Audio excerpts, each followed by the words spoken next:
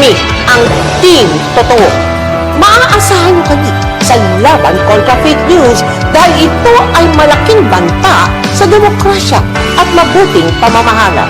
Naniniwala kami na ang responsableng pagbabalita ang pinakamalakas na sandata laban sa fake news. Naninindigan kami na walang lugar sa ating lipunan ang maling impormasyong nagpapanggap na totoong balita. Naniniwala kaming dapat pigilan ang mapaninlang na impormasyon. Na layong lokohin ang taong bayan. Ang aming panata, labanan ng fake news sa abot ng aming makakaya.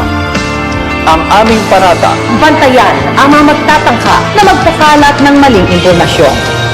panata naming tumupad Sa pinakamataas na pamantayan sa aming pag-uulat. Panata naming tiyakin na sinuri at mapagkakatiwalaan ng impormasyon bago ito'y balita.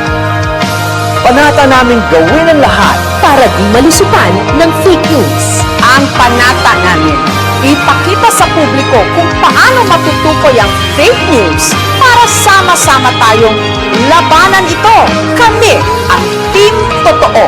Magkaisa tayong labanan ang fake